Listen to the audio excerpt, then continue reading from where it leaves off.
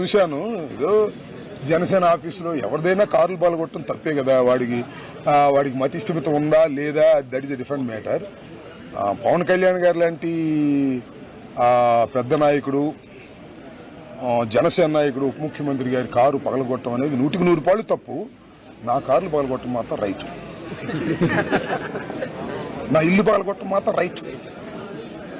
నా పిల్లం తరమటం మాత్రం రైట్. నా ఆఫీసును ధ్వంసం చేయటం మాత్రం రైట్. పవన్ కళ్యాణ్ గారు కారును మాత్రం పగలగొట్టడం తప్పు తప్పు తప్పు. పవన్ కళ్యాణ్ గారు, మీరు ఖండించకపోయినా, వాడి మతి స్థిమితం లేకపోయినా మీ కారు పగలగొట్టడం తప్పు. వాడి మీద యాక్షన్ తీసుకోండి. మా మీద ఎట్టాగు, మా మీద దాడి చేసిన వాళ్ళ మీద మతి స్థిమితం లేని వాళ్ళు కాదు, వాళ్ళు బ్రహ్మాండమైన మతి స్థిమితం ఉన్న వాళ్ళు దాడి చేసినా తీసుకోమాకండి. మీరు యాక్షన్ తీసుకోమాకండి. చట్టం తన పని తాను చేసుకెళ్లేటటువంటి రోజును తీసుకొస్తాం చట్ట ప్రకారంగా. గుర్తుపెట్టుకోండి, ఎవడు ఎక్కడ తప్పుకోలేడు దీనిలో. నేను మరొకసారి చెబుతున్నా, అయ్యా ఎస్పీ గారు, మన పవన్ కళ్యాణ్ గారు కారు మతి స్థిమితం లేనివాడు పగలు కొట్టాయంట, ఎంబడి యాక్షన్ తీసుకోండి. వెళ్ళి ఒక బెటాలియన్ వెళ్ళి యాక్షన్ తీసుకోండి, తప్పేం లేదు. అది వెళ్తారయ్యా, వెళ్తారు. ఇక్కడ అర్ధ గంటలు వెళ్తారు, ఇక్కడ 7 గంటలు, 6 గంటలు కాదు, 7 గంటలు నాకు తెలుసు లెక్క. 7 గంటలు జరిగినా కూడా వెళ్లరు. వెళ్ళకపోగా ప్రోత్సహిస్తారు.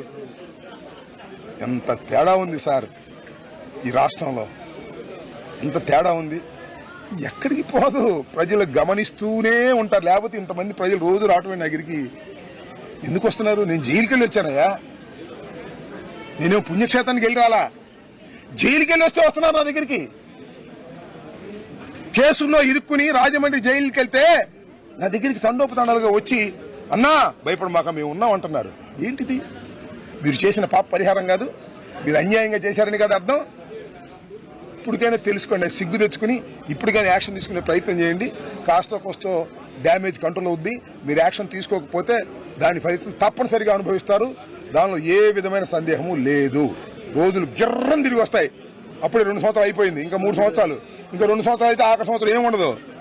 గుర్తుపెట్టుకోమని కూడా ఈ సందర్భంగా చెప్పవచ్చు.